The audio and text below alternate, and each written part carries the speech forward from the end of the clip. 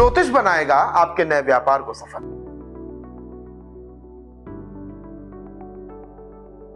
क्या आप भी कोई नया व्यापार शुरू करने जा रहे हैं? आपने बड़ी मुश्किलों से स्थान को चुना होगा, धन का संचय किया होगा, लोगों को जोड़ा होगा, हायरिंग की होगी, तब जाकर के कहीं आपने अपने व्यापार को नया आयाम दिया होगा।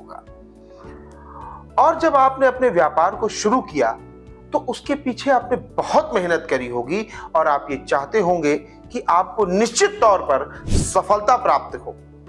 जो आपकी इच्छाएं हैं वो आपका व्यापार आपको पूर्ण करके दे।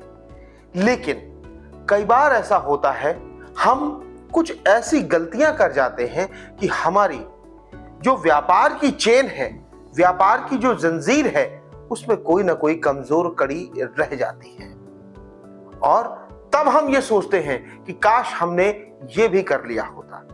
जब हम घर में कोई कार्यक्रम करते हैं, बहुत अच्छी साज सज्जा करते हैं, बहुत अच्छे भोजन का प्रबंध करते हैं, इवेंट प्लानर्स को लगाते हैं, लेकिन हम ये नहीं देख पाते कि क्या हम मौसम से लड़ सकते हैं। वहीं पर हम चुप कर जाते हैं। काश हमने एक वाटरप्रूफ पंडाल भी लगा लिया होता। तो इस चीज में ज्योतिष आपकी सहायता कर सकता है। कई बार जब हम व्यापार को शुरू करते हैं, उस समय पर हमें कुछ पूजा पाठ, अनुष्ठान, जप, यज्ञ आदि चीजों को करा लेना चाहिए। जैसे जब हम व्यापार शुरू करते हैं और यदि हम पार्टनरशिप में व्यापार कर रहे हैं, दोनों में अंतर है।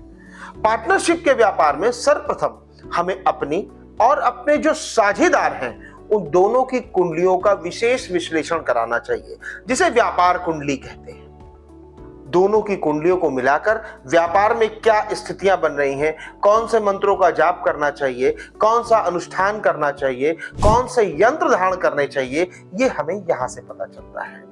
और उसके अलावा यदि आप इंडिविजुअल व्यापार कर रहे हैं, उस समय पर आपको अपने स्थान के लिए पीतांबरा अनुष्ठान कराना अति आवश्यक होता है, जो कि आपके व्यापार में आपको शुभता प्रदान करता है और नकारात्मक तत्वों से लड़ने की शक्ति प्रदान करने वाला ये पीतांबरा अनुष्ठान आपके जीवन में धन, धान्य, आरोग्य, संपदा, संपत्ति और वृद्धि को लेकर के आता है, जिसके कारण आप सब परिवार प्रसन्न होकर के अपने व्यापार को प्रगति दे सकते हैं। इसलिए अपने व्यापार को शुरू करने से पहले आपको इन्हीं बातों का बड़ा विशेष ख्याल रखना चाहिए। देखिए, एक छोटी सी बात आपको समझाता हूं। जैसे कोई पिता अपने बच्चे का पालन पोषण करता है, ठीक उसी प्रकार व्यापारी अपने व्यापार का पालन पोषण करता है। और जब वो व्यापार बड़ा हो जाता है, तब वो उस व्यापारी का और उसके परिवार का पालन पोषण और भरण पोषण करता है।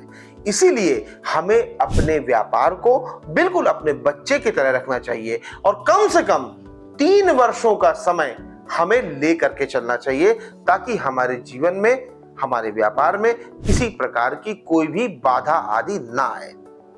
और अधिक जानकारियों के लिए आप जुड़े रहिए हमारे साथ। आपके लिए, आपके व्यापार के लिए हमारी शुभकामनाएं सदैव आपके साथ रहे।